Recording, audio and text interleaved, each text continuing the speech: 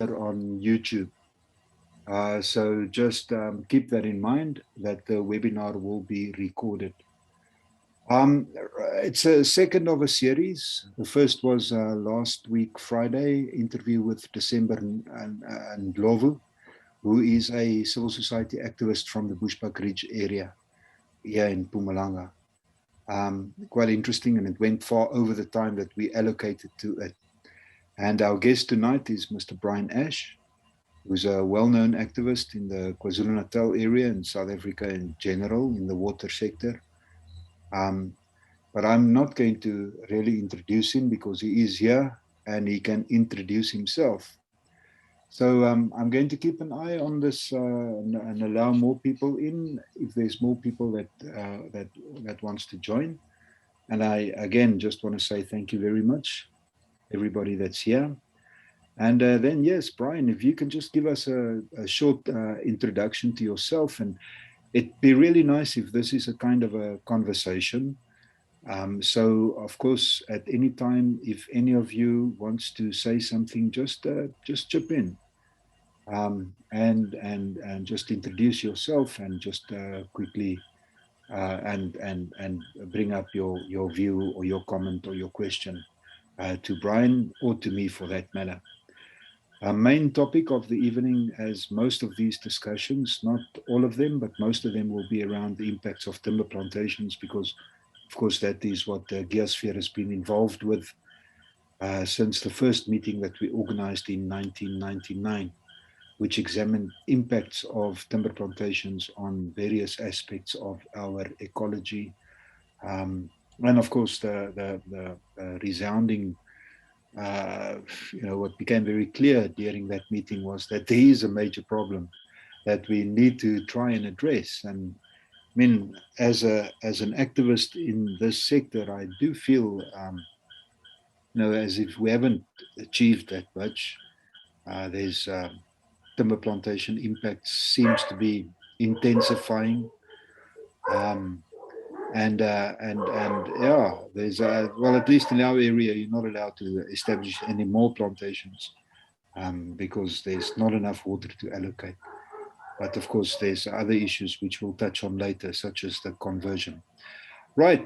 So that's a short introduction to Geosphere and to your host for these webinars and for tonight's webinar.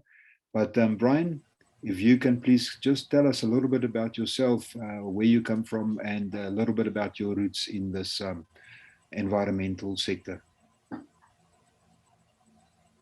Okay, thanks, Philip. Yeah, I mean, I've been involved in environment since the 70s on and off with different organizations, but it really started as a young child, especially with industrial tree plantations. We moved up to a place called Kwambanombi, which is the heart of the timber industry in its founding days in South Africa, in fact, and in KZN, where some of the early plantations were put in, and the plantations expanded in KZN, particularly around northern KZN, northeastern KZN, into what was then known as Zululand area, where the landowner on the farm that we stayed on actually only found us out much later, was one of the visionaries or the visions behind what became Sapi Sako at the time. So the plantations were hundreds of kilometers away from Nkomazi, where Sapi Sako is, and they were railed. And I used to see the trucks getting loaded at the various sidings around there. My father worked in the tire industry in a small factory. And growing up, I saw the Richards Bay developing, and in 1976, I left school by then, and I went out to visit my parents at home, and we were living in Mbangeni at that time, and I saw for the first time the impact after having been away for a couple of months of what had happened to Richards Bay from what I remembered as a child when I first went there, um, seeing the development of the harbour in its final stages. And I was sitting on top of a sand dune, and it was almost like a moment came in time. I decided there and then on the top of that dune that I would not come back to Richards Bay again, ever.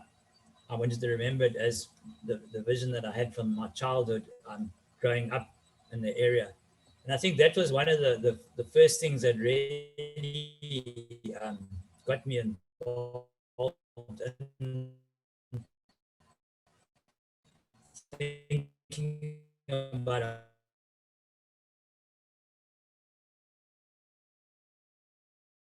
where he wrote about the decision that they made to choose Richards Bay as a harbour, as opposed to Cozy Bay and other places along the coast.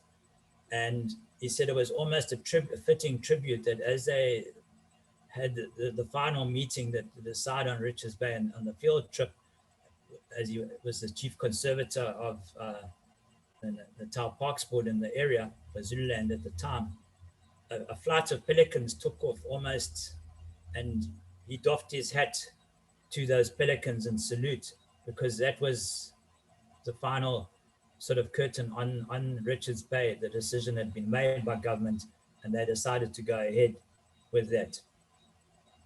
The other big impact was in the 80s. I started getting very interested in wilderness trails and the wilderness concept. And I went off to St. Lucia and I did a wilderness trail and discovered a little place called the Miziki Self-Guided Hiking Trail.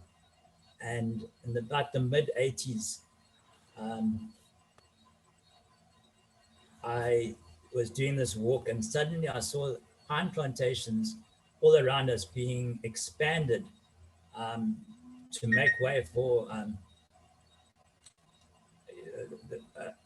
from grassland to pine plantations. And my first bit of activism there was that I wrote a letter to the Natal Parks Board complaining that they allowed this to happen in this pristine area of the eastern shores of St. Lucia.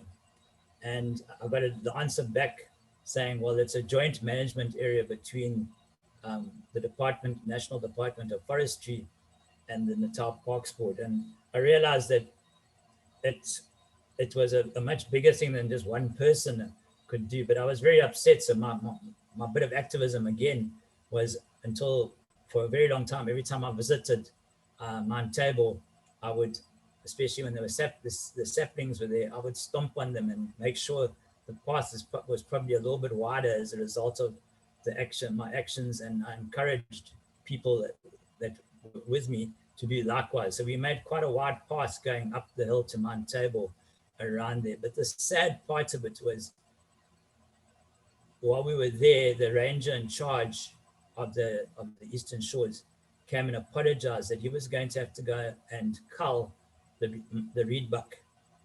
Well, because the carrying capacity was being reduced by this expansion of plantations. And I'll never forget that night of hearing the gunshots going off in the distance and seeing this. So this was a bit of activism around how I got involved in it, and it led on to other things which we can touch on a bit later on. Oh, thanks for that, Bryan. I was also just thinking as you were talking about, reflecting about my own, that moment when you realize that there's a change that's needed, or that something is happening that's definitely not right. There was a small grassland which I used to visit quite often as a younger man, and then one day when I walked through that area, it was all planted to pine. And as the pine started growing bigger and bigger, the grassland plants started thinning out. There was this one kind of plant in this area, they call it matakwan. It's got a big bulb, and then it's got it creeps along the soil, along the ground. But in this case, all these plants were completely out of character, trying to lift themselves up to try and get to the diminishing sunlight. Because as the trees were growing bigger, of course, the canopy was closing up, and grassland plants, one of the things that they depend upon, of course, is abundant sunlight. And of course, as you can just realize that nature is fighting this battle, but it's a complete losing battle. I mean, there's no ways that they can survive in those conditions. So every time that you got back there, it was just worse, and that's still happening. They say after one or maximum two rotations of pines, there's still some diversity, there's still some seeds, there's still some bulbs, some indigenous stuff that's hanging in there. But after two rotations, well, basically after your first rotation, but if nature is incredibly tenacious, fortunately. But after three rotations, I mean, that's really, in my view, damaged soils. Because, of course, as you know very well, these trees, they also use the soil to grow. I mean, no tree is an island and can grow just from air and water, which we can touch on later, definitely, the impact on water. But it needs this micro life soil component, and by making it a monoculture, it depletes that component of the ecosystem diversity. So it impoverishes the soils in the long term, and I think it's really really difficult to rehabilitate. So it's necessary that something needs to change, in my opinion. I want to just ask you to tell us a bit about your life now, as an activist there in Durban. What's the kind of work pressures on you? What kind of meetings do you regularly attend in your area? Well, yeah, at the moment, it's been mainly around trying to cope with the Zoom and all the webinars with the COVID. But we have been working to keep TimberWatch going. I'm the chairperson of TimberWatch, the current chair, and we working hard at doing that. So it's a part-time thing. And then the other area of work that I'm also been doing of late is back to the San Lucia struggle, or the Simangaliso struggle, around that, because in the end of the 80s, early 90s, we were part of a group that stopped the mining of the eastern shores. And the issue has raised its head again with um, some environmental issues of the breaching of the mouth of the estuary and developments in the Isimangaliso um, wet, I wetland saw park. So I saw the it's, carte blanche insert on the impact of the timber plantations also on drying out Lake yeah, Sabaya. yeah. So it's things that we're working on there, around that, is keeping that going. The one thing that came out of that, the whole thing in the late 80s, early 90s, was that first letter I wrote, was a bit of a bit of a success story, in that part of the campaign we asked for the removal of those pine trees, and that was taken out. So um, that was a small victory there on the eastern shores, and very quickly nature um, came back, and with a bit of help, with a bit of fire through the area, it's rehabilitated itself and it's been rewilded. So it's an amazing area to visit. Um, and as soon as lockdown, or as soon as the COVID is over, I intend heading there again, um, to visit Yeah, and it is. to go It's and have a indeed look. fortunate that nature is resilient like that, and I mean that's what gives us hope in a way. I want you to just tell us a little bit about TimberWatch, and perhaps a Yeah, little bit about Walimena. yeah. Okay, now I'll come on to that now. Yeah, TimberWatch. We set TimberWatch up in 1995, and it was basically organization I was part of. Well, I wasn't part of the group that started it, but in Peter Maritzburg, there was a first off branch in those days, and Wessa, Keith Cooper, and there was a core group of Keith Cooper, late Keith Cooper, late Meredith Fatenha, and late John White and Wadi Meni, and myself and a couple of other people who came together, and we over the years we formed TimberWatch with a vision of having an organization that would look at monitoring the impact of industrial tree plantations and to ensure that they were planted in the correct areas and they weren't going to impact on grasslands to a degree, and expansion was carefully monitored. And this grew over the years. There's other people that played a role at that time. Was Marianne Witte, Helene Epstein, and Harold Witt, and Leanne Kreff, who also played a critical role in that she was working for the provincial government at the time and got us, or got WESA involved in what they call the Stream Flow Reduction Committee of the Department of Water Affairs in there. And also Toko Makanya helped us with the outreach work during those periods of setting up TimberWatch and doing the outreach work in the early days.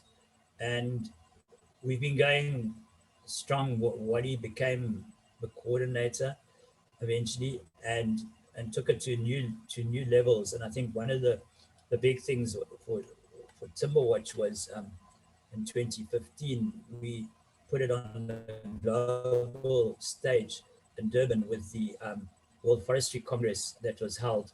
We organized the alternative meeting for civil society for people from all over the world that came to Durban with the CSAP, which was quite a feat to pull off with our partners from the Global Forest Coalition and World Rainforest Movement and various other groups. Geosphere were there as well. And Friends of the Earth were also present. So, I mean, it was a huge undertaking. So I think that was really one of the cherries on the top of that. But at the same time, we've been, over the years, ensuring that when developments happen, we try and keep on top of them and monitoring the wildfires in the Southern Cape and putting out our publications and research. Wadi was a great researcher and bring research into plantations, not just in South Africa, but also within the continent of the region. So we have a lot of respect from our international partners as a result of a lot of the hard work that Wadi put in over the years.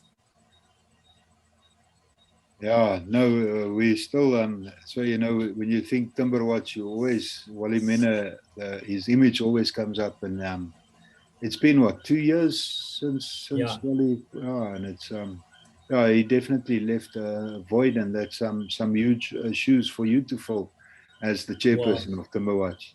And it's nice that, that TimberWatch is still operational, still active, and it's not, because it's not just Wally Mena, it's a coalition of organizations that's involved in timber plantation issues and interested in timber and related issues, and it's got a lot of strength in that coalition, So I think it's an extremely valuable organization, and it's great that it's there, and great that it's doing the work that it's doing. I want to ask you, Bryan, as an environmentalist or a civil society activist, I want you to identify, so say 3. It doesn't have to be 3 issues in your area that you think is some of the main environmental impacts, or some of the biggest contributors to environmental degradation in your province. You can also talk about your city or some specific cities, like Richards Bay, for instance.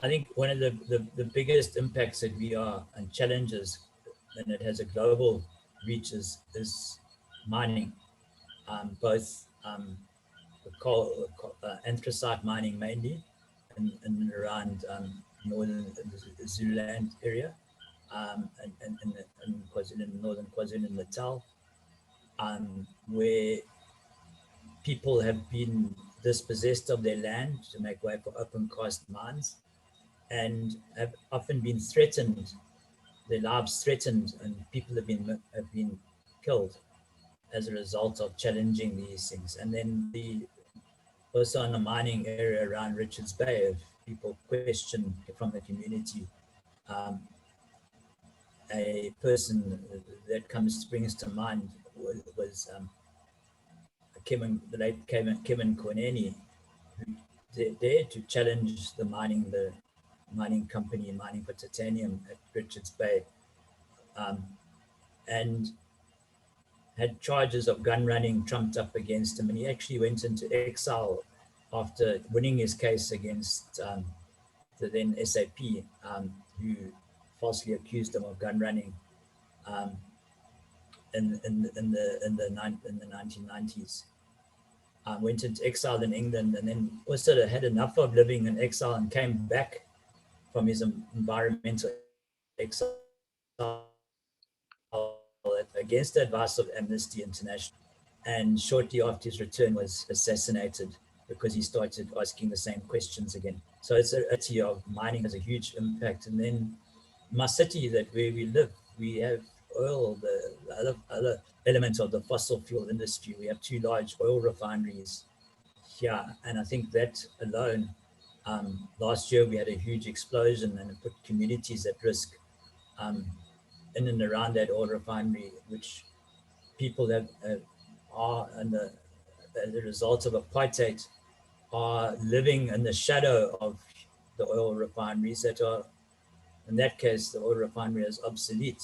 It's 1950s technology. It hasn't really been maintained properly over the years. And the engine refinery there was one of the biggest polluters in the area, together with the Shell and BP Sapref refinery. So that's another big challenge. And we had the plumes of smoke come over. I live about 6 kilometers away from there. We still saw the plumes of smoke in the early morning when it exploded. And yeah, that's one of the ongoing challenges. But again, we built coalitions around that and community groupings. The South Durban Community Environmental Alliance is one of the groupings that plays a major role in combating environmental degradation in KZN, around the air pollution and environmental issues. The other big issue for the future is going to be the oil extraction at sea. There's exploration now as we speak. The concessions have been granted. The appeals turned down by the Minister of Environment, Ms. Barbara Creasy, she's allowing it to go ahead. So we're going to see, if they find gas or oil, we're going to see huge implications of that in the future, the next generation, where we should be moving away from the fossil fuels into a fossil-free future. Yeah. Can I ask you, Bryan, what's your view on nuclear energy and especially thorium based? Yeah, nuclear energy. They haven't been able to build a thorium reactor of any that's able to work yet. But the current technologies it's obsolete technology. It's not an environmentally friendly technology. We've seen the problems that have arisen out of Chernobyl and Fukushima, 3 Mile Island, etc., etc. And in the development of the nuclear technology, it was developed for weapons of war. It wasn't developed for peaceful means. So it has that whole element to it. So I think the longer that we keep it going, the more chance it is of being used as a cover-up, just as our nuclear industry in South Africa was introduced originally as a cover-up for nuclear weapons. It's the same as happening in Iran, openly with Americans and the Russians globally. the arms race that some of us will remember. These are all played a huge role in the development of the nuclear industry. And to say that it's a safe, carbon-friendly way is absolutely not. I'm very anti-nuclear, so um, No, in my I approach to agree it. And completely that conventional nuclear, and there was a time when, because there was a time that there was a choice between developing properly uranium-based or thorium-based. But I think one of the reasons why thorium-based nuclear reactors were never properly developed was the fact that you cannot weaponize the waste material. Because from uranium, they can develop one of the waste yeah, products is plutonium, which of course they use in their weapons. So that's one of the main reasons why they went for uranium instead of thorium. But thorium, of course, it's much more abundant. It's much more benign, much less of a radioactive half-life. And the waste material is much less. So there's several benefits. And of course, if you think about what is now touted as sustainable energy, the burning of wood, for instance, for large-scale energy development is very problematic. There's some projects also in South Africa, but specifically in Namibia, where there's plans to export a lot of Namibian bush wood to generate energy in Europe and Germany.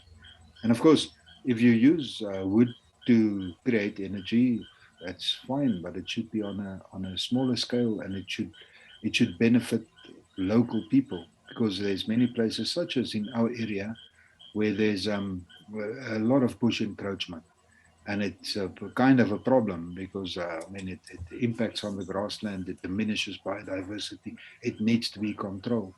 And for people to become interested in controlling it, it needs to be incentivized. And of course, if you can use it to produce energy or to make charcoal, or to add benefit to add to beneficiate these products, that would be great. yeah, I can come in there, Philip. I think in the right context of using wood for burning, it's fine. But what has happened, like with any other um, technology, if the minute you scale it up, people get greedy, and you start seeing huge plantations being grown to feed the thirst of the greener, and I'm put in inverted commas, aspirations of northern countries in particular, with pellets, etc., etc. In 2003, I had the privilege of going over on a study tour to look at renewable energy in Denmark, and they were pushing this then already. That let's use pellets, and we've got these boilers, and it's sustainable, it's renewable. It's fine if you can grow the timber locally, but the minute you start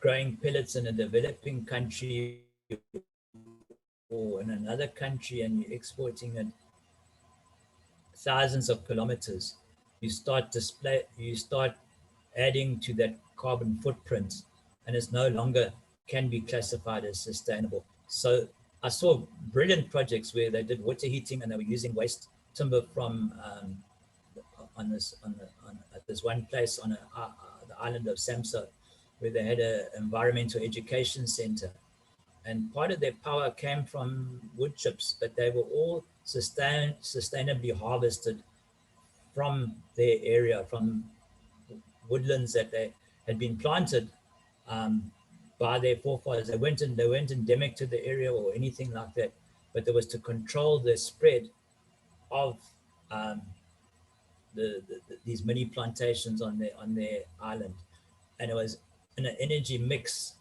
of using solar water heating and this to power to give them hot warm water for the environmental education center.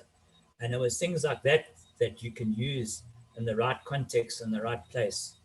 But and the same thing with charcoal production, as long as you keep the scale down to the right level, and don't get greedy, because what if you get greedy, you start seeing container loads of wood chips or ships full of wood chips, as we see in at Richards Bay now, where a lot of the timber the demand for paper products is probably declining. So the wood chips, and you see mountains of wood chips at Richards Bay, waiting to be exported for either the cellulose industry mainly, elsewhere in the world.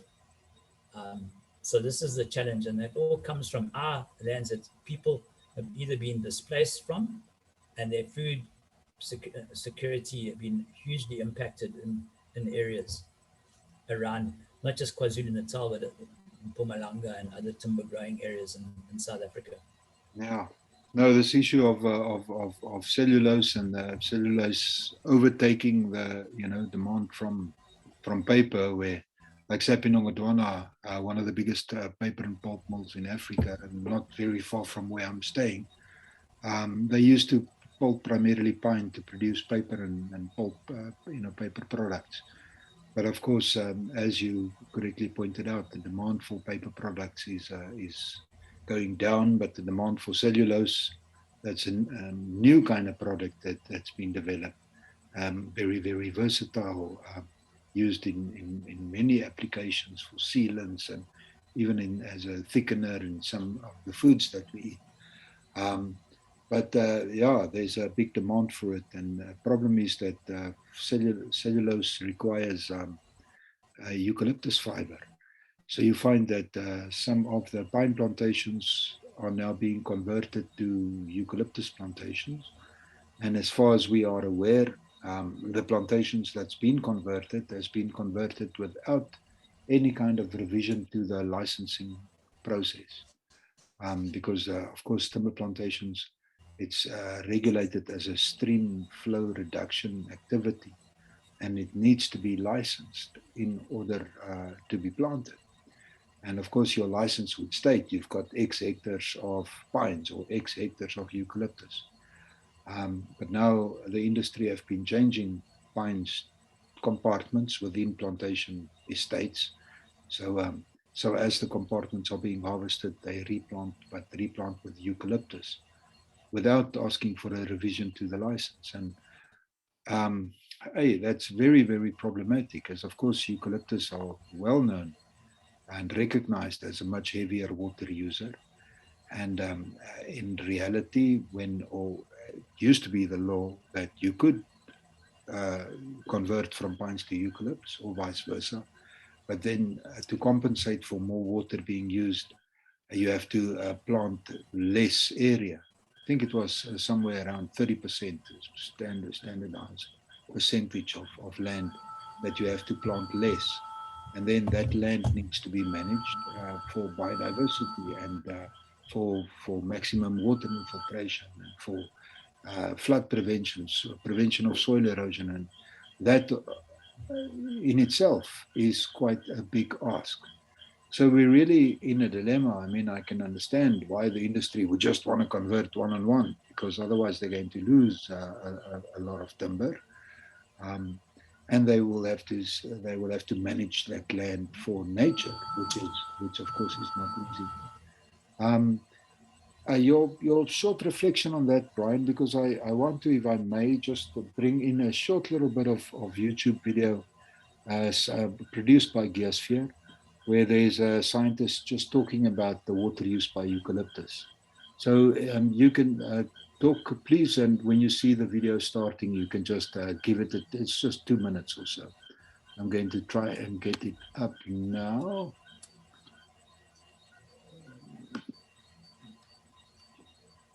Yeah, no, I think the whole thing of conversion is hugely problematic throughout the country. It's not just in Mpumalanga that's happening. It's happened in Okay, sorry, Bryan, I'm going to KZN. cut you there and I'm going to Okay. go for this now. But you can see that there must be a high level of nutrients coming in here now because it's full of algae. So it's not a normal situation being released from the fire. internationally, these names like BC Flay and Langofia have resonance. All over the world, you'll find reference to these experiments. This kind of thing was replicated all around the country. So we had other experimental stations at Cathedral Peak in KwaZulu-Natal, in the foothills of the Natal Droplands, and near Tsanin, and near Sabi, a place called Witklip, and Mukubalan, and we had one near George. Those didn't last as long as this one did, but some of those concentrated on the impacts of eucalyptus on runoff. And the eucalyptus have been shown to be quite a lot more prolific in their water use. So much so that you could bank on about 600 millimeter rainfall equivalent from eucalyptus. But in one or two cases in Tsanin, the catchment dried up completely, and the stream flow didn't reappear until 4 years after clear felling. And the implication of that is that it mined the soil water. So there was a fairly deep soil profile full of soil moisture. So it used up the rainfall that was coming in as well as the existing soil moisture, which would have originally gone into the stream. So it took 4 years for that soil profile to reestablish itself. Yeah, so you can see eucalyptus, it states 600 millimeters of rainfall equivalent annually. That's just incredible. I mean, yeah, we've had quite a lot of rain this season. We've measured just more than 700 millimeters. So in areas where eucalyptus are growing, 100 millimeters have been released to nature in a way, Of course, it depends upon where the trees are in the environment, how old they are. There's a lot of factors which influence water use, but the water use by eucalyptus and by pines is absolutely significant and severe. And in a water-stressed country such as ourselves, it's not the right model of development. And please, if I may, if you can reflect a little bit upon that, the water use aspect by eucalyptus, how that's impacting on your province of KZN, things that you could see and that you are aware of, where the impacts on water has led to serious impacts. Yeah, I mean, Philip, in the 80s, I went up to, starting with St. Lucia, when they planted up the pines, we saw on the eastern shores a dramatic cutback in water just from the Pinus ingoloti, which was a species that was planted there. And then there were also plantations put in the 50s, experimental plantations around Mbazwana and north of Mbazwana, between there and Kosi Bay, by the Department of Forest, Government Department of Forestry, to test the waters for the future. That was then taken over in the 80s by the KwaZulu Homeland Government, and I did a trip in about 84 to Kosi Bay. I met up some people, and a long story, but we ended up going through Lake Sabaya. And to get through Lake Sabaya in those days, in the 80s, you actually drove through the edge of the water to get there. And I don't know if anybody saw the quite a Blanche report, and it was also on ENCA about the state of Lake Sabaya now, as it currently stands. The drought that we had, combined with, exacerbated by climate change, but this conversion from pine plantations to eucalypts has had a huge impact on the ecosystem of Lake Sabaya. That's dried up. Where that road was, where that track is now the sand, and the one section of Lake Sabaya, and it's the biggest lake, freshwater lake, in KZN. It's huge. Is it not the biggest in South Africa? Yeah, it's bigger. I think it's the biggest in South Africa. It's bigger than the combined holding capacity of the Ananda Dam and the Midmore Dam and Albert Falls Dam combined. It's still bigger than that. So that's how big it is. And it's busy drying up because, and I believe it's because of the expansion of the plantation industries through the establishment of some community woodlots in appropriate areas in the Maputaland area in the arts, and also the industrial tree plantations that are being now championed not by so much the government but by the large timber companies to do community outreach, and so that with a woodlot you don't have to get a permit or go through a stream flow reduction process. It's not as complicated as that, so it's a lot easier. And these are the combination of that has had a huge impact on that area alone. The same goes for around the St. Lucia area. On the Western Shores area, some of the area was through agreements and negotiations with the then CEO of Simangalisa. Some of the area was knocked back of pines and returned and rewilded, but there's still extensive plantations inside the Simangalisa Wetland Park as a joint process between the Simangalisa Wetland Park and the timber growing industry. And then on the outside, there's plantations that belong to the large timber companies and private growers, right up to the False Bay area, in that area, inland, in our catchment for Durban. A couple of years ago, I went up to the Carcliff Falls, which is upstream of the trying to think of the dam, Albert Falls Dam. And there we saw that you're supposed to have a space between the river and the plantations. The plantations were going right up to the banks of the river. There was no riparian zone being allowed for. And this was stated by that timber company, SAPI, as being FSC certified. So, I mean, it just made a whole laugh of that. And I've got pictures of that.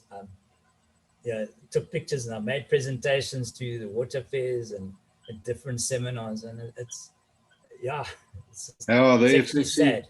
Maybe for the attendees of this webinar who doesn't know the FSC, it's of course the Forest Stewardship Council, which is an international organization that's supported by Greenpeace and WWF and Friends of the Earth, and they are they're supposed to look after the world's forests, and they have certifying agents that inspects forestry operations. So they would go to the forests, see that they are sustainably harvested, that there's no impacts on water, no impacts on biodiversity, no impacts on the people living in the area. And when they comply with all of these principles and criteria, they get the FSC stamp of approval, the green logo. And of course, then consumers in the north, they buy the timber or the timber products at a premium.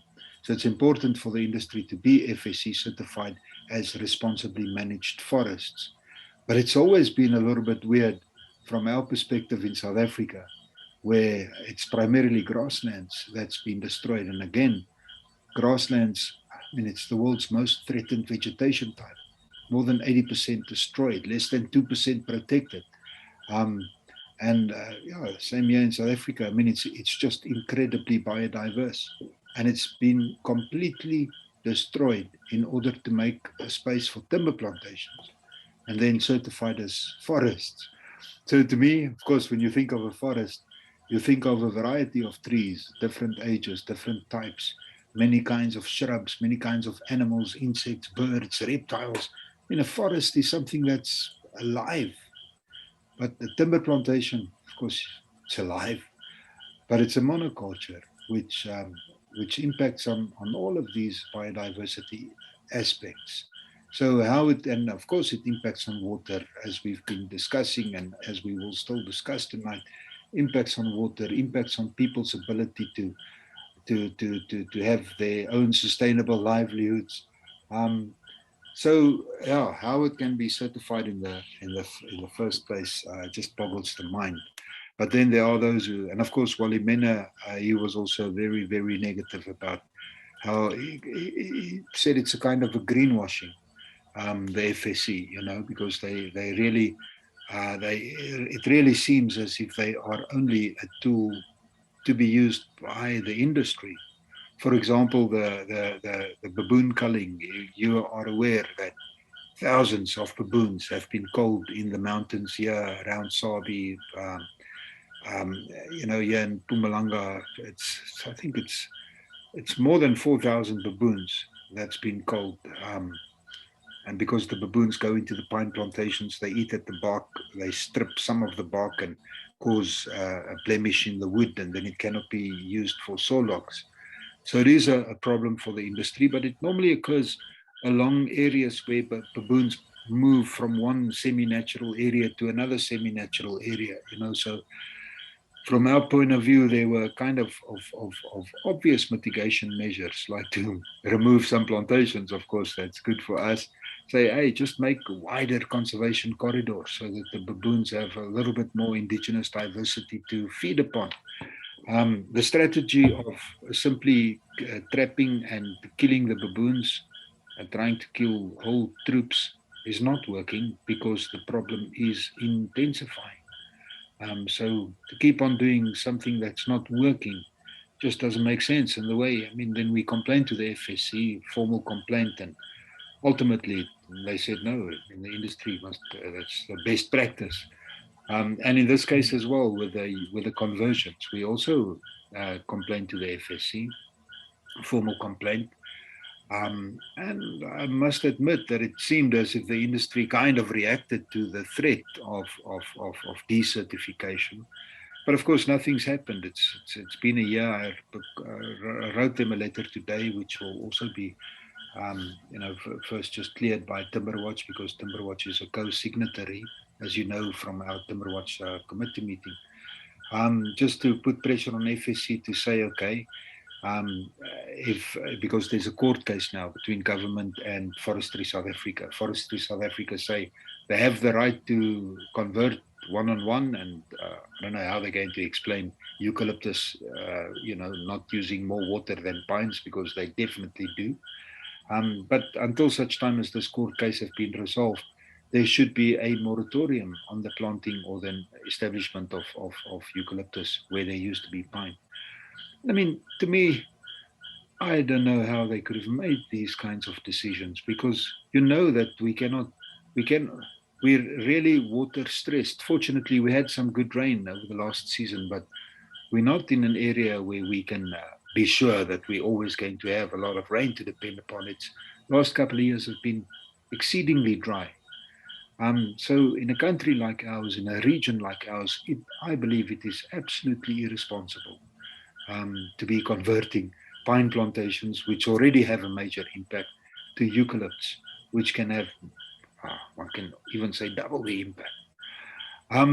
But Bryan, I'd like to, just before we move on to woodlots, I'd like to talk a little bit more about woodlots, and then this invasive nature of these trees, because we note that in KZN, there's a lot of feral or invader eucalypts and pines, and I'd like to touch on that. I would like to ask if there's any of the attendees who's got maybe any questions for you. If there's anybody that's on this webinar or on this meeting, you are more than welcome to unmute yourself and ask a question to either Bryan or myself. Okay, there's. Or put it in the chat. Or put it in the chat. But in the public chat, and then Bryan, if you can respond to it, then can you reflect a little bit, just for me to reflect a little bit on this issue of woodlots, or these, outgrowing schemes that's promoted by industry. It's sad, to go Yeah. to Okay. rural The people. background to the two woodlots came about from the need for domestic fire, mainly for firewood in the early days in KZN, by the Department of Agriculture, um, so that it wouldn't impact on the natural forests. But along came industry a few years later, and people realized that they could make money out of this. So it went from being a sustainable woodlot for firewood to a money making exercise.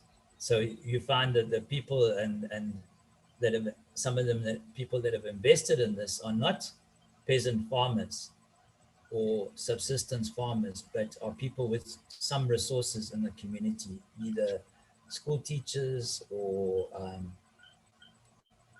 policemen,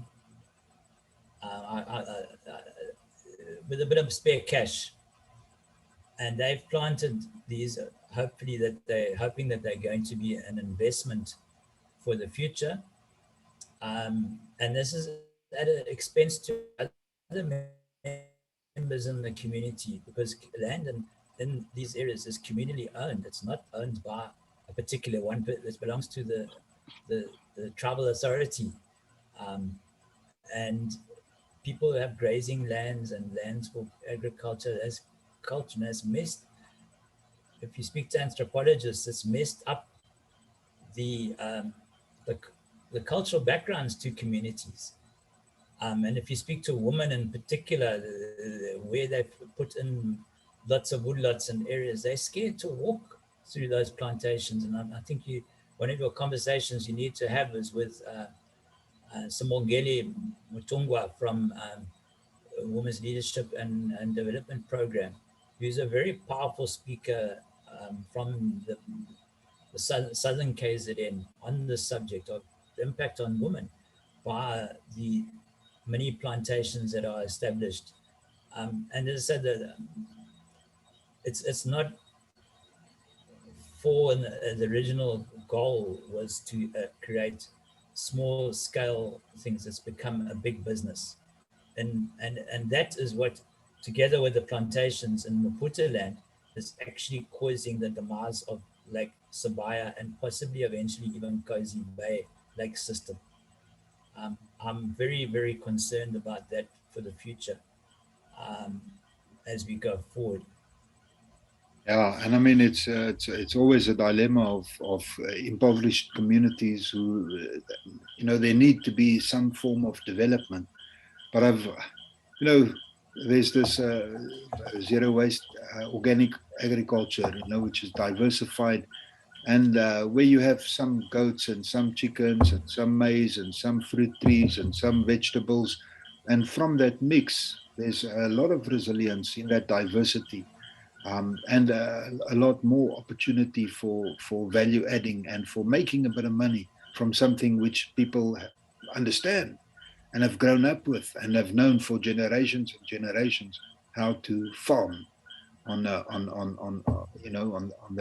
basis. Um, Whereas if you have a hectare and you farm just with eucalyptus, I heard somewhere that you can uh, you can make around 1,500 rand per hectare per year from eucalyptus when you farm with eucalyptus. So, I mean, that's nothing compared to what you can make if you use your 1 hectare in a diverse organic way where you actually produce vegetables, where you produce fruits, where you have a little bit of animal husbandry. So, much more resilience in that kind of economy than to have to feed into this big industrial agribusiness model. And of course, where you plant your timber, you lose out on your grazing, you lose out on your water, um, you lose out on your natural services, which again you depend upon for all of us depend upon for life. I really like that the half earth theory, where they say that half of the land should go to nature, not for the sake of nature, but for the sake of people who depend upon those natural services, water retention, flood prevention, prevention of soil erosion, biodiversity, caches, But yeah, moving on from woodlots, can you maybe talk a little bit about the infestation of wattle and pines and gums? Gums, of course, eucalyptus in your province. Yeah, I mean, Philip, there's thousands of hectares of um, the plantations of all over South Africa, not just in KZN. And unfortunately, what happens is normally adjoining two industrial plantations, and it's because there is no, the minute you put a plantation in, your fire burning or control mechanisms for alien plants and to retain your grasslands goes out the window, because plantations rule supreme, and the use of fire as a management tool um, is suppressed. And what we saw happen under the right conditions in the Southern Cape a few years ago is the ticking time bomb that's around the rest of the country where we have industrial tree plantations. Because what you saw was the alien mixed in with the fynbos down there, and a natural fire occurred in that area, and it went up like a tinderbox. What survived, interestingly enough, was the natural forests. The forest margins got singed, but the plantations and people living in the plantations, that's why we had the loss of life in that area, went whoosh, it went up in flames, because there had been no control of those alien invasive trees in those areas. And the same thing in KZN. If you go around KZN, you will find next to plantations, you will find the same scenario there of trees mixed in with other aliens. And in the Umhlatuzi area around Richards Bay, the WWF and the Department of Water Affairs have done an audit, and they found a huge amount of trees there. And they're looking at trying to get a project together. Well, this was before COVID, because we haven't met since then, to find out what the progress is on getting rid of these sustainably.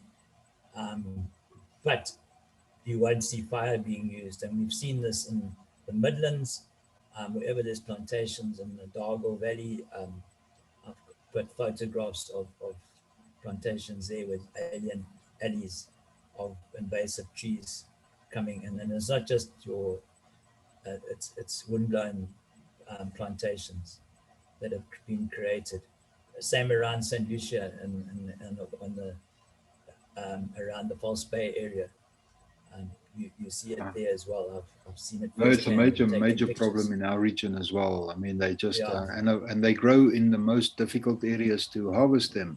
It's in the gullies, in the ravines, along the cliffs. It's just delicate areas, difficult to come in, difficult to harvest those trees, and the industry is not taking responsibility for those trees.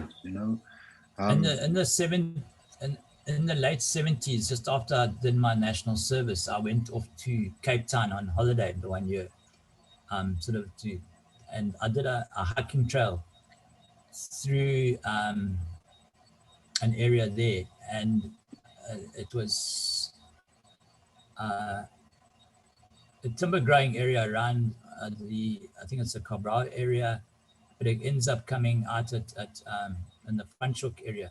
But to get through there, you go through some really high mountains. And in there, in those days, they were doing alien plant control in a big way already.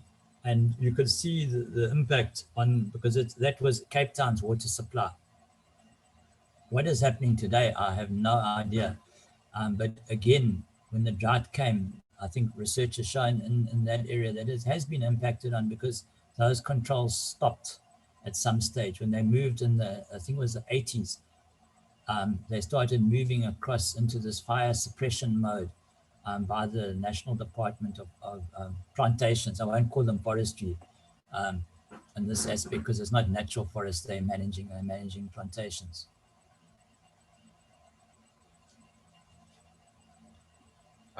Yeah, and also when you talked about fire management earlier, I mean, that's a big issue in our area.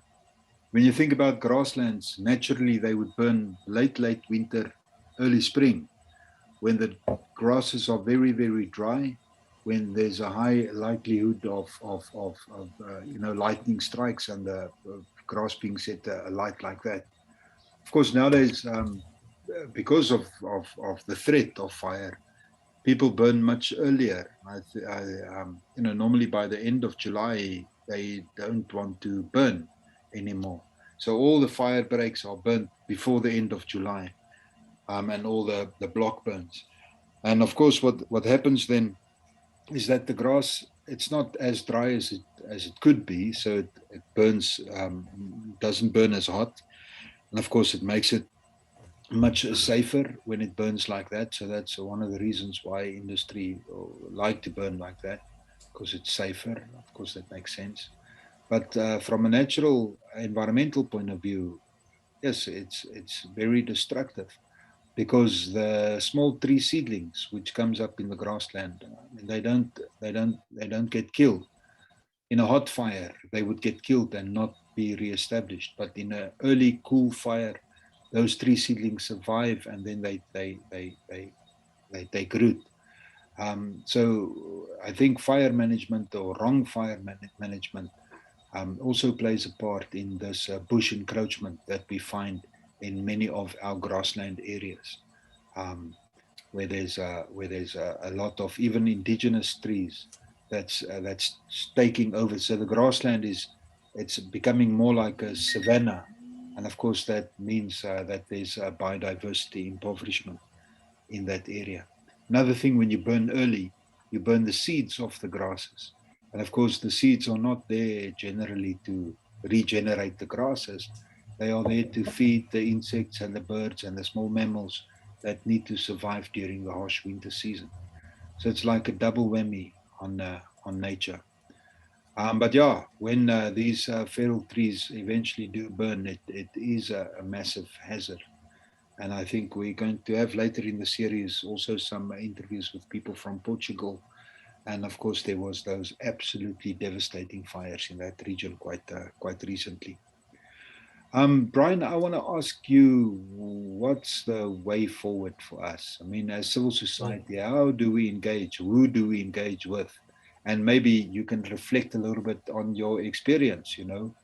What have the organizations in your area done to take the environmental destruction by all those various impacts that you mentioned earlier? What do people do to take it head on? And what kinds of strategies do you think are effective and efficient? Yeah, okay. Philip, just before I move on to that, I've just got a little advert to plug here. If people are interested in grasslands in particular, and the impact of plantations, and how we're destroying our grasslands, there's an excellent website and video that's available, that's been done by William Bond from UCT. I think he's a professor there, emeritus, at UCT, and he's got a website called openecosystems.co.za, and there's a brilliant little 9-minute video that shows you the importance of grasslands. He's a person that I've read a couple of his papers and work that he's collaborated with other people over the years, and he's just released this recently, so it's worth a look at that. The way forward, Philip, well, it's a complex one. We are in a constantly changing world. And I think what we've shown is by people working together, we can achieve goals. When we wanted to stop the mining in the 80s and the early 90s at St. Lucia, we formed coalitions and that led to the formation of not just TimberWatch and eventually, but other coalitions that looked at environmental degradation. The other one that was formed at the same time was Bergwatch. Unfortunately, that didn't survive. But the other sister watch organization is Coastwatch, which is a very active group here in KZN that looks at coastal development along our fragile coast. So they're still very, very active and play a role. But I think the biggest one for us has been the success story, if you'd like to say, has been the South Durban Community Environmental Alliance. By working with communities in the very early days, a group of us worked at bringing, slowly and surely bringing communities that were impacted by industry together to form the South Durban community, what became the South Durban Community Environmental Alliance. And I remembered one of the early meetings was, it was right in the 94 period, and to have people that were very conservative together with ANC activists at the time from down in the valley, coming together with a common problem for the first time meeting. And after that, some of those guys became very good friends and worked together and started this coalition. So I've seen this happen time and time again, where people come together, we do get small victories. Where we try and put our self-interest first in structures or in processes, they fail. The other challenge that we have for communities is community jealousies, and I've seen this again. People want development at all costs, or they want resources, they want a new bucky. So what you see happen is a project gets killed off because of community jealousy. So it's a very sad thing. I've seen a number of, especially tourism projects, fail because of that, or because there's resources such as minerals in the ground, and people will kill in some cases to ensure that they have those access to that resource, the money resource that comes with that. And it's like the late Kevin Kwaneni is one person that comes to mind. Bazooka in the Eastern Cape, on the border with KZN, and a number of other activists, good activists from the communities that we've lost over the years, is really, really problematic. So I think that's my take on it. We can work around this, and what we're seeing happen now is it's early days yet, but one of our homegrown activists down here in KZN, Bobby Peak, the director of executive director of groundwork, is now going to be on the Climate Change Advisory Council to the president. So I think if you push hard enough and long enough, you start getting heard. And I think that's the stuff we've got to keep at, encouraging the next generation, the younger generation. I'm near my sell-by date now, as far as activism goes, but I'm always looking out for younger people to work with around timber issues and within the TimberWatch coalition. We've got some young up-and-coming people, and the same with the South Durban guys. There's young people in the mining activism. I know there's young people there as well. We've got good people in Mpumalanga as well. So I think this is where our future is not acting as individuals.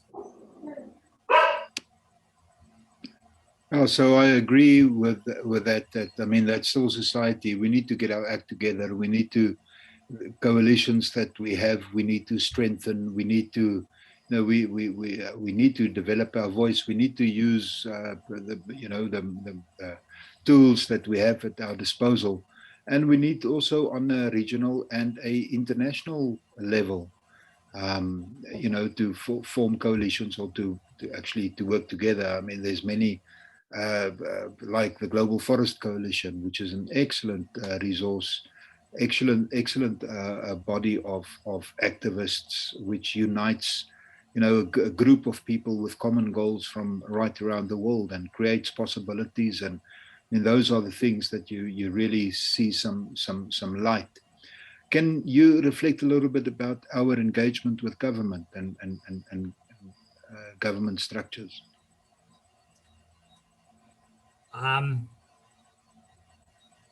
In the period post 94, there was excellent cooperation.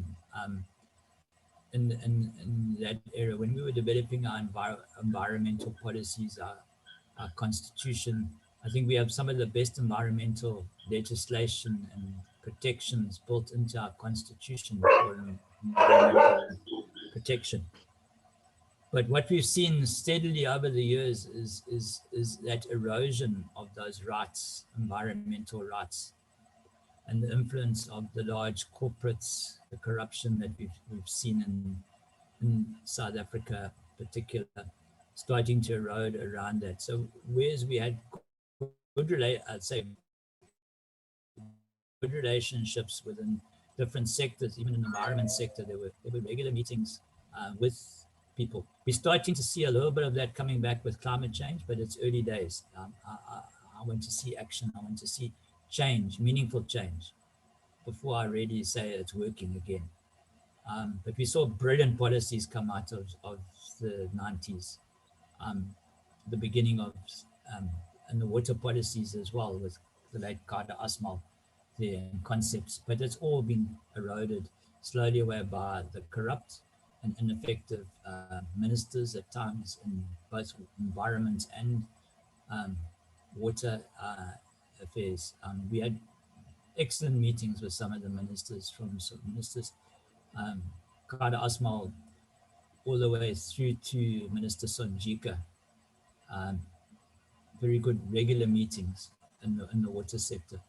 The environment sector, I still remember at the one during around the time of post, when was it? It must have been, it was after the World Summit on Sustainable Development, meeting Kortbroek, or what is his name, Van Schalkwyk, the minister then. And yeah, I mean, at times you had those kind of meetings, but we needed, environment played a bit of second fiddle, started playing second fiddle, slowly but surely. Another good minister was Bontwala Misa.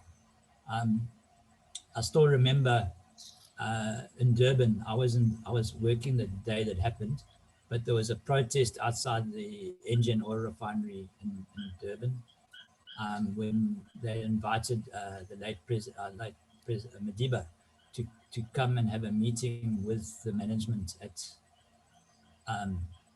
Engen, and the communities were protesting, and he made his convoy stop and he listened to what was happening. And Bontwala Misa was the Deputy Minister of Environment at the time, and he said to Bontwala Misa, please sort this out. We can't have communities being poisoned by industry. And he went and he scolded from accounts the industry, and there was some success for a short while happening around air pollution and studies for air pollution and implementation of trying to reduce it. But as I say, after he moved on and the politics started fighting, that all went out the window until now. We're back with some discussions, but it's early days again. I hope it's going to work on climate change issues, because it's the biggest challenge that we face on this planet today. And tell me, COVID, can you, maybe we can, before we end, we have to talk a little bit about COVID. But I want to ask you about the catchment management agencies and your feelings around catchment management agencies. Because before you continue, I'd like to say that the IUCMA, you know, the Nkomati Usuthu Catchment Management Agency, our local catchment management agency, it does feel, you know, like a structure which one can approach, one can air your views. It does provide a kind of a collective of municipal managers in the water sector that you know, that's a platform where they have to listen at least to what you say. How they digest that information, of course, that's another issue, because they also get information from other role players, and of course we have to strive for a balance. Um, so we're going to conduct some of these interviews also with industry role players, and that should also be interesting, just to see where they come from. Right. So we've talked a little bit about civil society and our interactions. That's you know, that's necessary, and in some cases working, in some cases need some work. We talked a little bit about our interaction with government, but yeah, your reflection on the catchment management agencies. Yeah, no, I think the concept is an excellent one. It was conceptualized by the late Kado Asmal way back. There was supposed to be initially in the first plan 19, maybe it was a little bit early for its day, but the idea was that you would have much more localized management of your catchments and people having a say in the management of their catchment. But what happened was we saw again, and this is what I'm talking about, the erosion away of our government of changing the policies that were good policies into watering them down. So you saw the initially the Nkomati Catchment Agency being formed as one of the pilots, and another one down in the Western Cape in the Berg River Catchment Management Agency being formed. But no others were gazetted, and we went through. I've lost track. If I had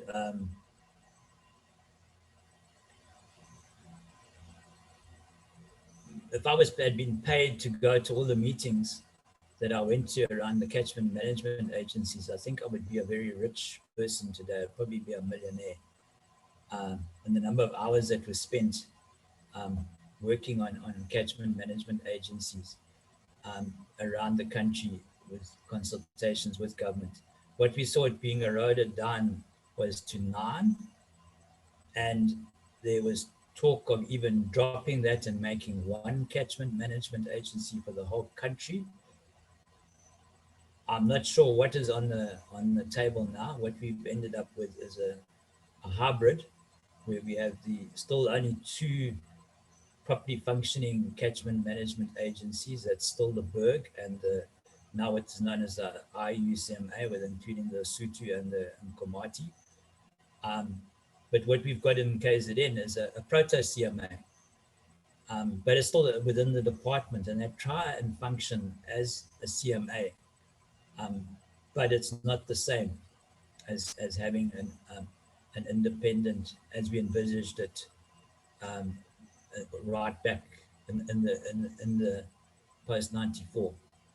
So I think that's one of our really big challenges, is to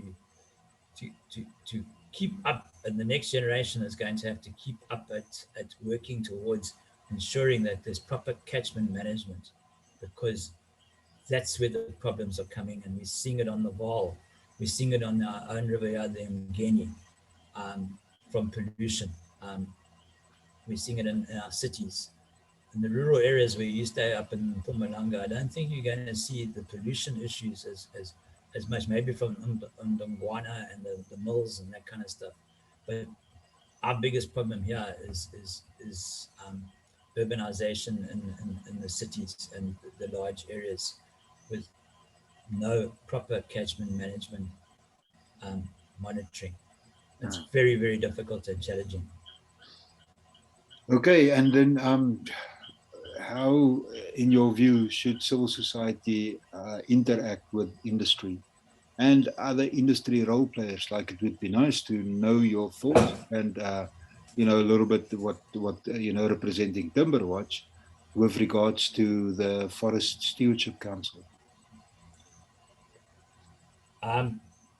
My take with interactions with industry. Industry needs to come down off their profit-driven high horse, um, and acknowledge that they are not um, people that are managing forests. They are an agribusiness group, and they do have an impact on environment and a social impact on people.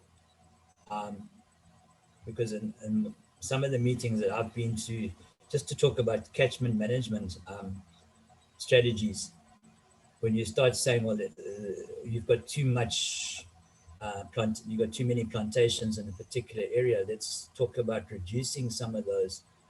And the science is telling us that there's too much. These guys get super protective about this, and it can become quite confrontational at times.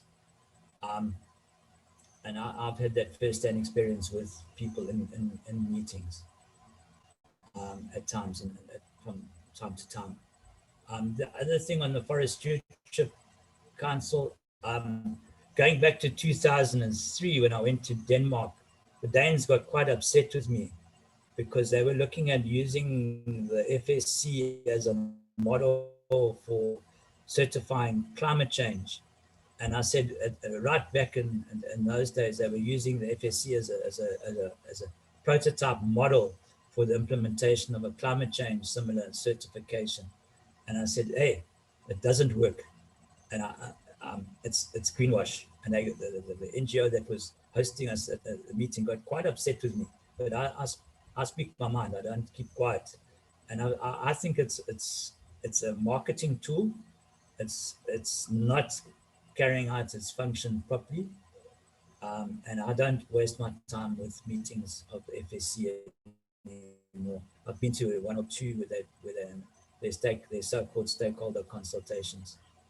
I think we've got to work a way of working with government to regulate the industry, and we've got to find and have direct meetings with the industry itself through their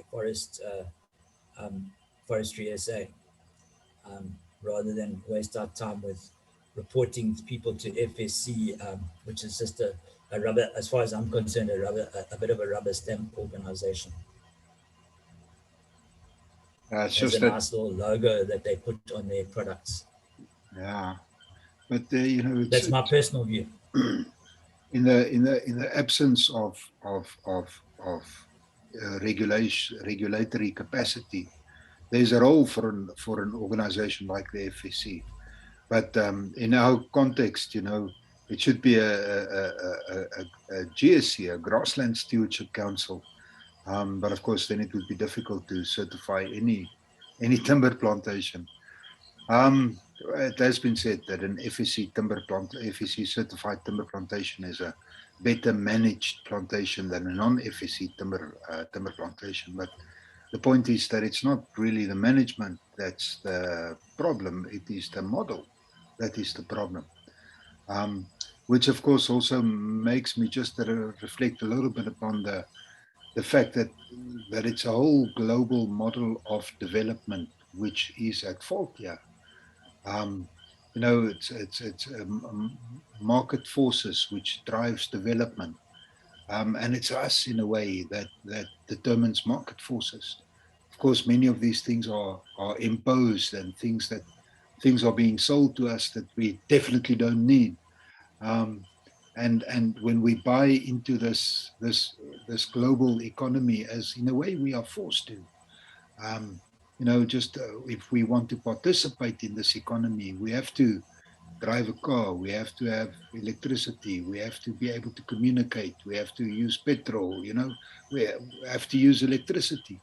That's why, again, I was really, you know, intrigued by that Michael Moore movie, Planet of the People, and just with a little bit of a critical view and just a little bit of a sober look, really, at sustainable or so-called renewable energies like solar, like wind generation, like biomass, you know. But yeah, you know, we are part, we as a society are part of the problem. So the solutions are incredibly complex. Um, but Bryan, yes, I want to just, if you want to say anything, you know, else before we close this session, if there's maybe there's if I can ask you if there's one issue that we need to sort out fast, what should that be? And before we get to that, a little bit of a reflection from you living in a big city. It's different from us living in a rural area. But how has COVID changed your life as an activist? I think COVID has impacted hugely on people the world over. It's not just here. Um, it's created artificial boundaries that we've had to live within for a very long time, or in terms of time, a year is a long time if you are stuck in the confines of your neighborhood or your building or your house. Um, so it's it's had a huge impact on people from that respect, that you would have enjoyed of being able to go to the beach over the Christmas season. But at the same time, if we hadn't have had those restrictions, we, I think, would have seen similar numbers to the US and other countries who ignored it initially, um, and didn't put in place. Our hospital systems barely coped with it, especially in the cities. I live within a stone's throw of two major private hospitals, one of which was closed down during the first wave. Um, and it, it it it has that kind of impact that you think twice before you will go for medical treatment around other ailments that you might have. It's so it's had a huge impact on people. It's had an impact on communities, um, to a degree, the income to the poor. Already we've seen this, but we're getting through it. And I think with time and the right vaccines and right attitude, we'll come through. We've been there before. We've had the Spanish flu in 1918, um, and it took about 2 I years to can't come remember out of that one. that. Yeah, you won't remember that, but it happened. It happened. It was a global pandemic of a very bad flu virus.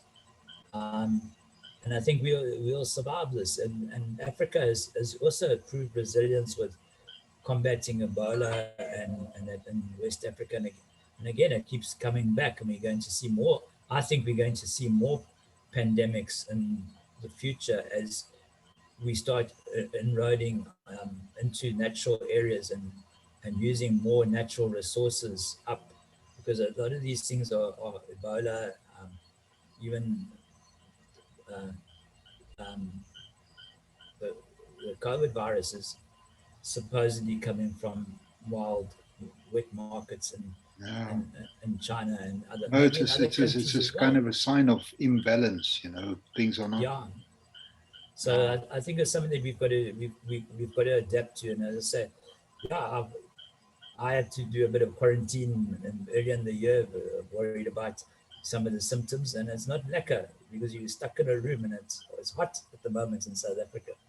But I just thought about, what about the people in the in Europe or in the cold places? They also do have to do the same thing. Exactly. Um, and and as I said, the people, that friends that we've lost through COVID, and people that are very ill, good activists that have been very ill and are now in recovery from this. So I think it's something that we've got to take cognizance of, and be careful for everybody, irrespective of where we live, until the vaccine gets in and it works, Yeah. starts working. Well, you know, to me, it's really interesting the impact that it's had on the global aviation industry.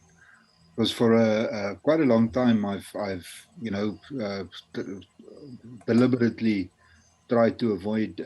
Well, I don't like traveling that much in any case anymore, but I deliberately stopped flying anywhere because you know that's a easy way for a person to immediately you know lessen your carbon footprint. So I'm not going to, and sometimes it doesn't make sense to go to you know a big meeting, people flying, hundreds of people flying from all over the world to attend a meeting on the environment, you know, and um, it just seemed not to make sense. You really need to, it really needs to be well justified for you to, you know, to, to tread that hard on the planet.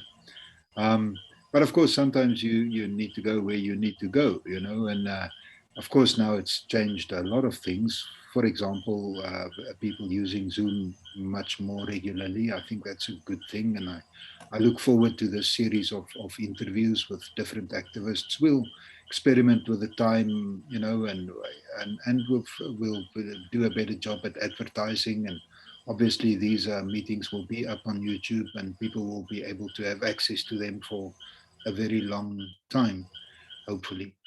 But yeah, so any other last reflections from your side, Bryan, before I'm going to, there's still a couple of people around, and if there's anybody that wants to ask any questions or that wants to contribute to the discussion in any way, you are most welcome to unmute and pipe up.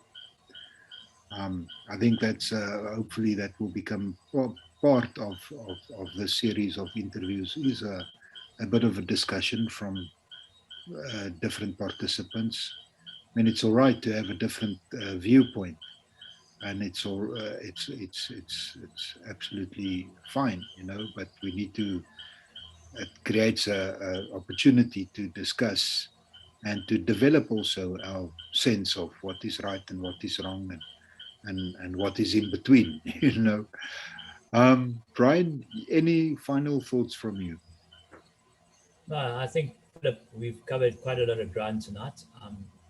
I think it's been remarkably um, broad in its sense.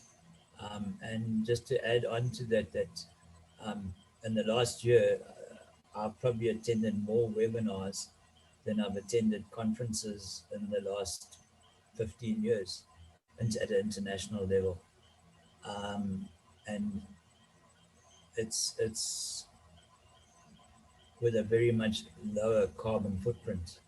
And I sincerely hope that post-COVID, we use some of this technology to continue these meetings and not go back to these mega conferences around the world, um, because we can do it online at a much at a much more cost-effective um, way of doing things, and for them not only cost-effective in terms of money, but also for our planet. Exactly. I mean, in a way, this is not, it's work, but for an activist, environmental activist, it's never like work, you know. Um, so, you know, it's also kind of, it should be, you know, you'd rather watch, you know, a webinar with an interview with Bryan Ashe than to watch something on your television. But I want to say thank you very much. If there's anybody else, last chance to pipe up and say what you want to say. We're going to have in the next couple of weeks, not this coming week, we'll probably be having a interview with Matthew Schlabane. He's an activist from the Witbank area, mostly involved in issues surrounding coal mining. But he's also, you know, he's been, you know, going strong for many, many years.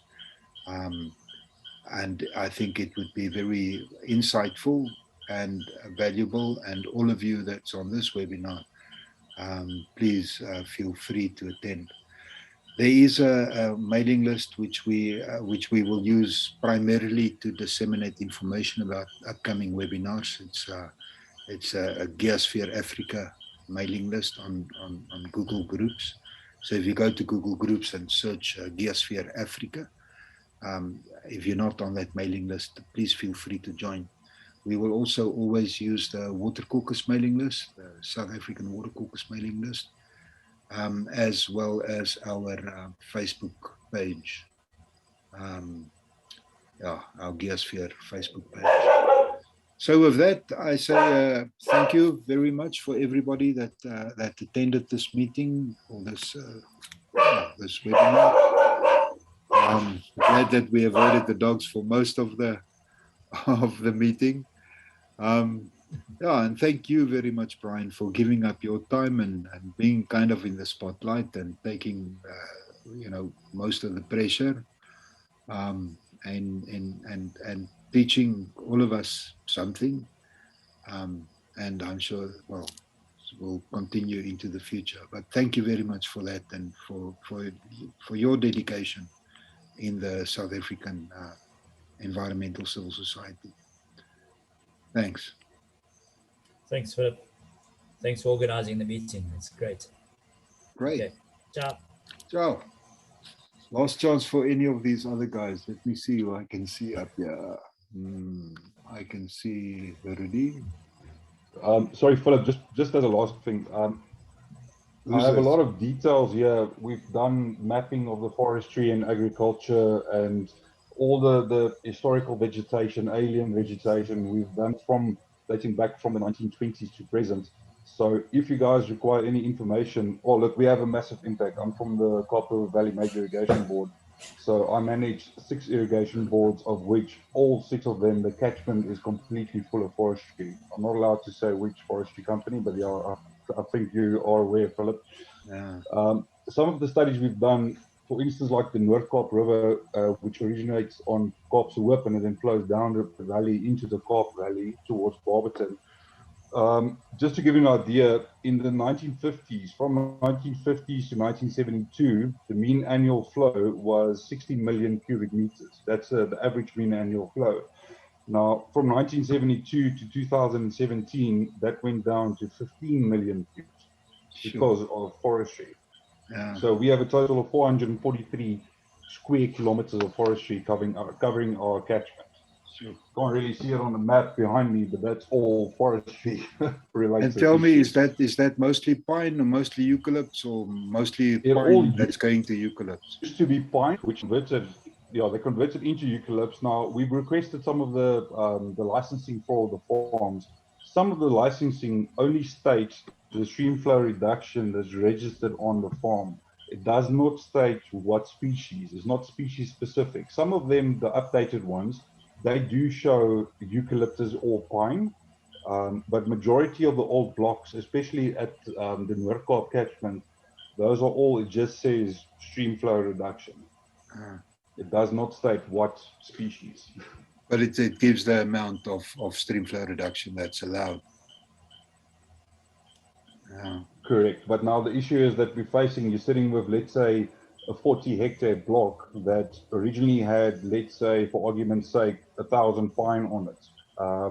Now, with the newly planted ukes, it's not only just 1,000 trees, it's going up to 4,000 or 5,000 trees. Yeah. And with the turnaround rate of a eucalyptus versus a pine, I mean, we have all the data that shows the water usage of the trees. So yeah, no, the impact here with us is massive. No, and I mean the other thing that people don't consider, and tell us about is the way that they, that eucalyptus coppice. So you've got a well-rooted system that's, almost immediately tapping into the water resource again. And I don't know how many times they can actually coppice the eucalyptus. Of course, pines, they need to grow again from seedling. I think I know that Bryan is negative about the FSC, and the experience that we've had with FSC over the years is also not really heartening. But I would seriously suggest that you submit your concerns to the FSC, because it's part of this process of the industry having to clean up their act in a way. Have to admit that what they are doing are having a massive impact on the water users lower down in the system. And I mean, to me, I cannot understand how they could have made those decisions way back then, when they decided to move towards production of cellulose, because they knew at the time, and we questioned it at the time, but there was never forthright answers about where exactly this water is going to be coming from. Especially at the time when we are experiencing climate change, and we are really fortunate to have had. We measured around 700 millimeters of rain here, where I am close to Sudwala. I don't know how much rain did you measure this year? Just over 800, close to 900 millimeters. No, and that's much more than we had in the previous season. Yeah, but the main issue is as well, we have a flush system. We don't have the luxury of, let's say, like the Crocodile River with Kwena Dam or any dams in our catchment. So if it rains here, it's good, but the water only lasts for about a week, then it's gone. It's gone, and of course the other thing is that with all the grasslands grasslands being diminished, grassland has got that water retention function where it allows the water to slowly percolate into the underground aquifers and replenish our underground water resource. But once you establish timber plantations, and especially once the areas have been burned, it induces that hydrophobic effect in the soil, so the water doesn't penetrate adequately. You find much more flash flooding, much more soil erosion, much more siltation of our rivers. We can see it here. I mean, as a young man, as a boy playing in these rivers in this area, that was almost crystal clear, the water, and the rocks were clear.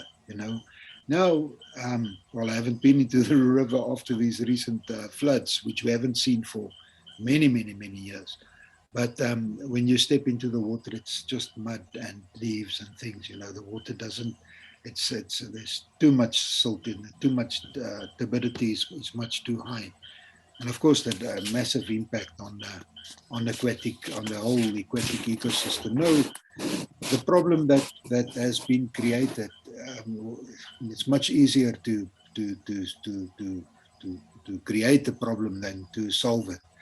And I think in our case, it's going to be a struggle. But like we mentioned, I mean, you have to have these kinds of coalitions, which is one of the things that's happening now even with these conversions. I don't know if you must have had your meeting already. I think I heard that you had your sub-catchment meeting, as we did ours, and we did put industry on the spot in a way, requesting site visits and explanations, and it's a start of a process. So that issue of civil society getting together and forming around these coalitions, as is already happening in this case of conversions. And then, of course, reaching out to government, making sure that we are part of all the processes, as you are, being the professionals that you are and need to be in what essentially is quite a cutthroat business. It's not easy to be a farmer, especially if you don't have water. Then it becomes really impossible, And of course, when irrigation is something that the government can regulate, but plantation trees are not. So once those eucalyptus are in there, you cannot just switch them off, and you cannot say, like you can to irrigation farmers, say, sorry, there's no water, you cannot irrigate. We have to allow some water for the people or for Mozambique or whatever. But with the plantations, you cannot do that. So that's why it's, with this case of conversions from eucalyptus, and there's so much gray area there that I feel sorry for the government that has to take on the big industry in this case, because they've got all the power and all the lawyers and they all the money to put behind their efforts to legitimize what they've been doing. And because you know what in effect is happening is that they are using possibly more water than what they are actually licensed for. Correct. And Oh, I believe they do, because if you take the Kaap River Valley, the entire Kaap River catchment, the forestry area is 443 square kilometers, and the only license, the stream flow reduction license, is for 39.8, so let's call it 40 million cubes per annum.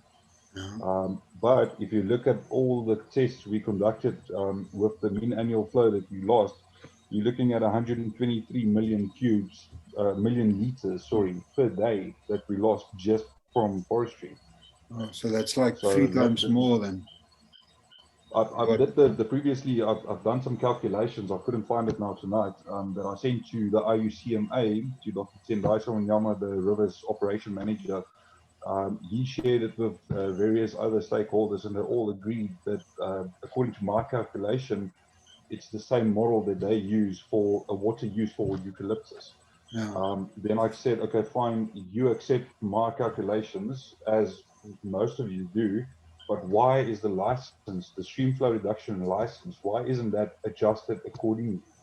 And they couldn't really give me an answer to that.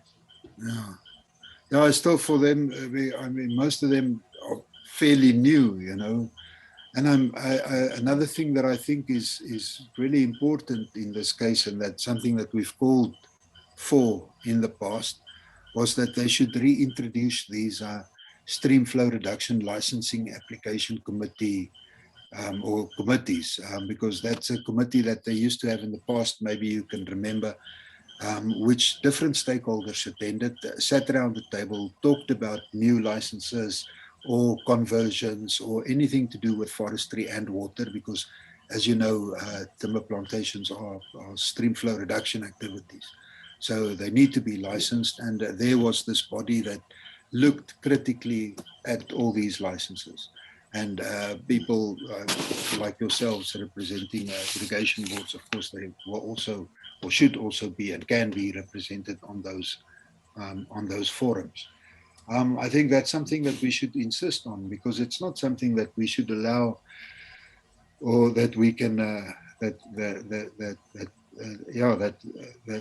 the industry themselves can mainly monitor and say what should happen, you know, because they will, I think they will